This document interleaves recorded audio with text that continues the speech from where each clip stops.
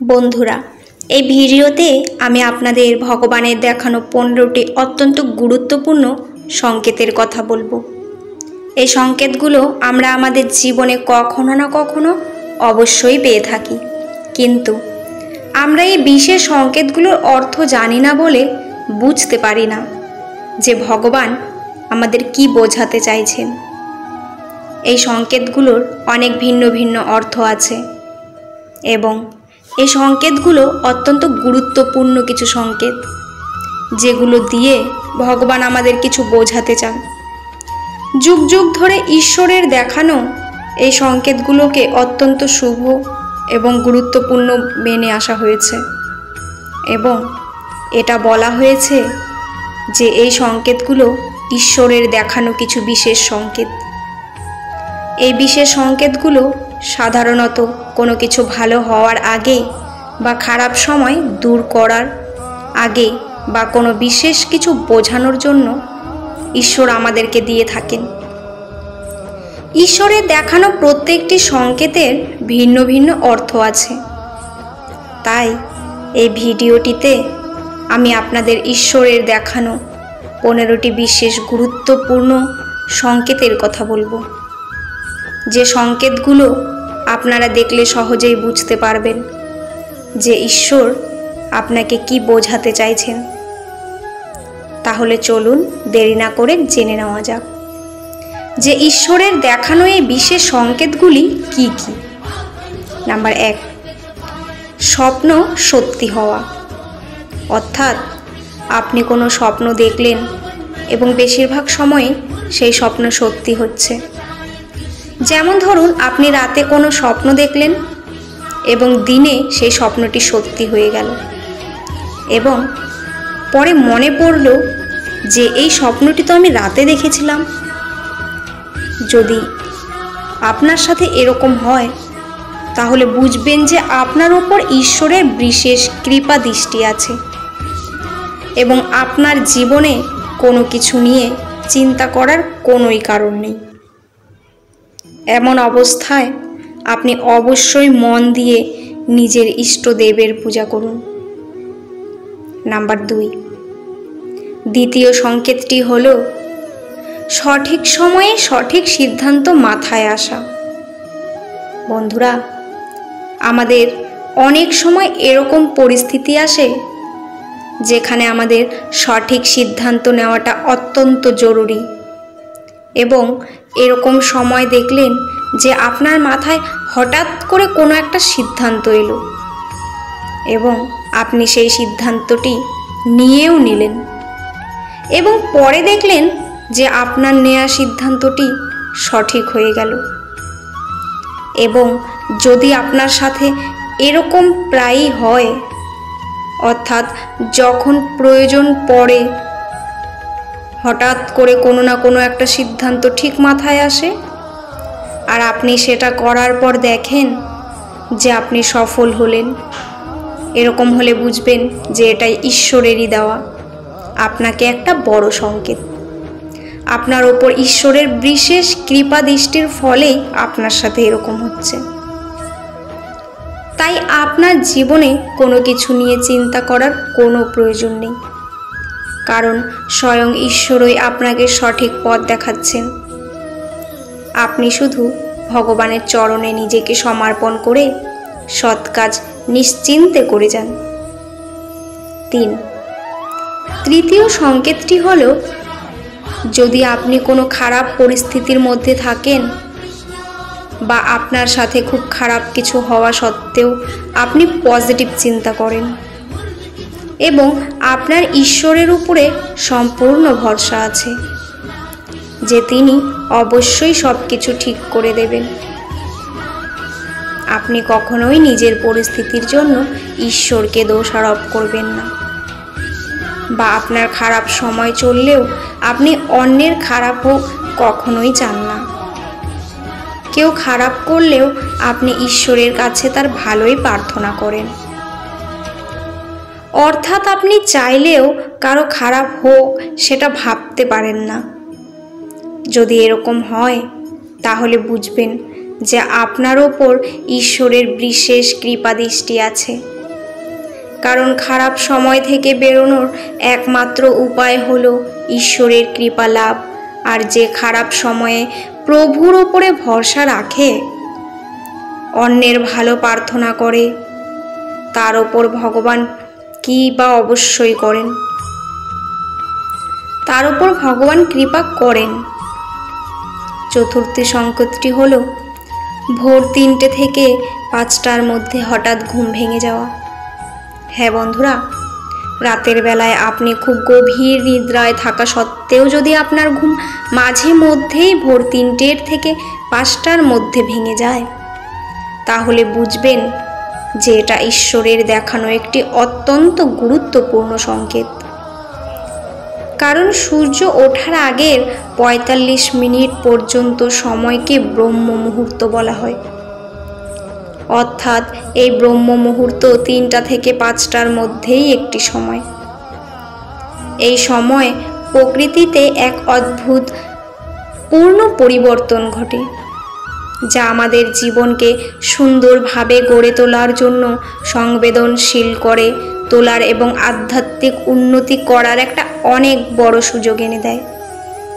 তাই যদি মাঝে মাঝে আপনার ঘুম 3টে থেকে 5টার মধ্যে ঘুম ভেঙে যায়, তাহলে বুঝবেন যে ঈশ্বর আপনাকে জীবনের সুখ শান্তি লাভের একটা বিশেষ সংকেত দিচ্ছেন।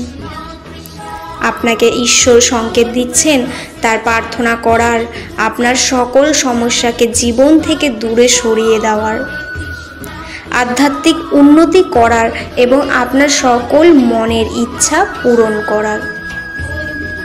পঞ্চম সংকেতটি হলো প্রার্থনা করার সময় চোখে জল আসা।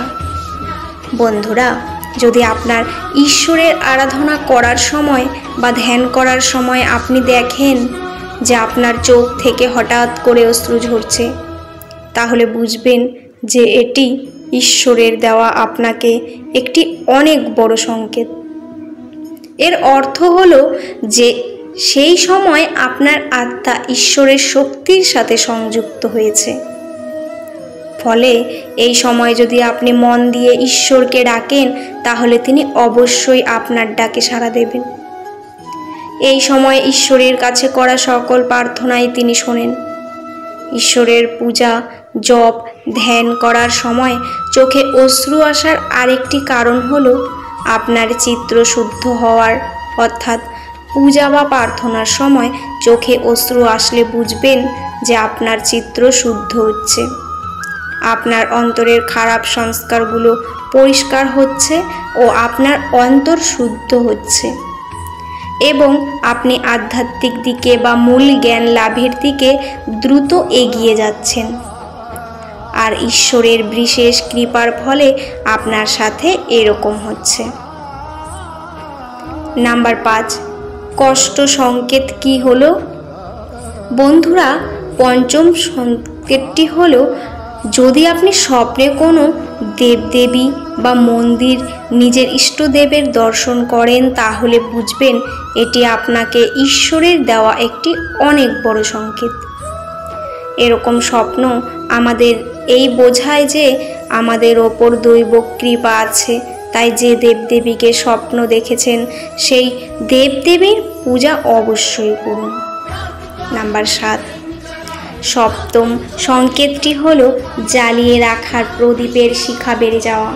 বন্ধুরা, অগ্নি হলো পঞ্চবদ্যের মধ্যে একটি। যেহেতু সবার মধ্যে প্রভু শিবের বাস, তাই অগ্নির মধ্যেও তিনি বিরাজমান। তাই যদি দেখেন যে আপনি পূজা করছেন এবং আপনার সামনেই রাখা প্রদীপ শিখা হঠাৎ করে বেড়ে গেছে, তাহলে বুঝবেন যে এটাই ঈশ্বরের দেওয়া একটি বড় সংকেত। এর অর্থ হলো যে আপনার পূজা ভক্তিতে ভগবান প্রসন্ন হয়েছে। এরকম সময় মন ভরে ঈশ্বরের কাছে প্রার্থনা করুন। নাম্বার 8, অষ্টম সংকেতটি হলো বাড়িতে আসা গরু। যদি কোনো গরু হঠাৎ করে আপনার বাড়িতে আসে বা বাড়ির উঠোনে এসে বসে বা বাড়িতে এসে জোরে জোরে ডাকা শুরু করে, তাহলে বুঝবেন যে আপনার ঘরে খুব সমৃদ্ধি আসতে চলেছে। ঈশ্বরের কৃপায় আপনার সকল আর্থিক সমস্যা মিটে চলছে ও আপনার সকল সমস্যা দূর হতে চলেছে। নবম সংকেতটি হলো ঈশ্বরের প্রসাদ খাওয়া। হ্যাঁ বন্ধুরা, অনেক সময় দেখবেন যে আপনারা ভগবানের প্রসাদ খেতে খুব ইচ্ছে করছে এবং আপনি কারো কাছে সেই কথা বলেননি, কিন্তু হঠাৎ করে কেউ এসে আপনাকে ভগবানের প্রসাদ দিয়ে গেল। এরকম হলে বুঝবেন যে ভগবানের বিশেষ কৃপা দৃষ্টি আপনার ওপরে আছে এবং আপনার মনের ইচ্ছা ভগবান শুনেছেন। দশম সংকেতটি হলো পূজার ফুল মাটিতে পড়ে যাওয়া। যদি আপনি পূজা শুরু করার আগে ভগবানের প্রতি ফুল দিয়ে থাকেন এবং ধ্যান বা পূজা করার সময় যদি সেই ফুল আপনার দিকে হঠাৎ করে প্রতিমা থেকে এসে পড়ে, তাহলে এটা অত্যন্ত শুভ মানা হয়। এই সংকেতটি হলো যে আপনার পূজা অর্চনা ঈশ্বর স্বীকার করেছেন এবং প্রভু আপনার মনস্কামনা অবশ্যই শীঘ্র পূরণ করবেন। 11তম সংকেতটি হলো নিজেকে সবসময় ধার্মিক কাজ করতে দেখা। বন্ধুরা, যদি আপনি স্বপ্নে নিজেকে কোনো ভালো কাজ করতে দেখেন, অর্থাৎ আপনি স্বপ্নতে দেখলেন যে আপনি পূজা পাঠ অনুষ্ঠানে উপস্থিত হচ্ছেন বা ভগবানের পূজা করছেন, তাহলে এটি খুবই ভালো একটি সংকেত আপনার জন্য। এর অর্থ হলো খুব তাড়াতাড়ি আপনার জীবনে ভালো কিছু ঘটতে চলেছে, অর্থাৎ আপনি জীবনে উন্নতি লাভ করতে চলেছেন। 12তম সংকেতটি হলো যদি আপনার স্বপ্ন দেখুন যে আপনি আপনার আরাধ্য দেবদেবীর সামনে দাঁড়িয়ে কথা বলছেন, তাহলে এটি আপনার জন্য খুবই ভালো একটি সংকেত। এর অর্থ হলো যে আপনার জীবনে খুব তাড়াতাড়ি ভালো কোনো কিছু হতে চলেছে। আপনি যদি কোনো সমস্যার মধ্যে অনেক দিন ধরে থেকে থাকেন, তাহলে আপনার সেই সমস্যা খুব তাড়াতাড়ি কেটে যেতে চলেছে। এক কথায় আপনার ভালো সময় আসতে চলেছে। বন্ধুরা, ভগবানের দেখানো 13তম সংকেতটি হলো যদি আপনি খুব খারাপ সময়ের মধ্যে দিয়ে যান এবং চিন্তিত থাকেন, কি করবেন বুঝে উঠতে পারছেন না, এবং ঠিক এই রকম সময়ে আপনার সামনে বারবার কোনো ভিক্ষুক আসছে বা আপনার বাড়িতে হঠাৎ করে কেউ এলে তাদেরকে খালি হাতে একদমই ফেরাবেন না। স্বপ্নে বলা হয়েছে যে ভিক্ষুককে স্বয়ং ভগবানের রূপ ভেবে সেবা করা উচিত। এতে ভিক্ষুকের আশীর্বাদে তার সকল অমঙ্গল নাশ হয় এবং তার জন্য কখনোই ভিক্ষুককে খালি হাতে ফিরাবেন না। 14তম সংকেতটি হলো যদি আপনি দেখেন যে হঠাৎ করে আপনার বাড়িতে কোনো হনুমান এসেছে, তাহলে বুঝবেন এটা আপনার জন্য খুব ভালো একটি সংকেত। বাড়িতে হনুমান এলে অবশ্যই কিছু খেতে দেবেন। দেখবেন বাড়িতে হনুমান এলে সবাই কিছু না কিছু খাবার অবশ্যই দেয়। এতে গ্রহের সকল অমঙ্গল নাশ হয়। ভগবানের দেখানো 15তম সংকেতটি হলো যদি আপনি স্বপ্নে বারবার সাপ দেখেন বা সাপকে দুধ খেতে দেখেন, তাহলে অবশ্যই মনসা মন্দিরে গিয়ে দুধ কলা দিয়ে আসুন।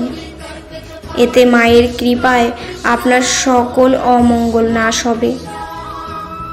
বন্ধুরা, ঈশ্বরের ব্যাপারে সংকেতগুলোর মধ্যে আপনার জীবনে কোন কোন সংকেতগুলো পেয়েছেন সেগুলো অবশ্যই কমেন্টে জানান।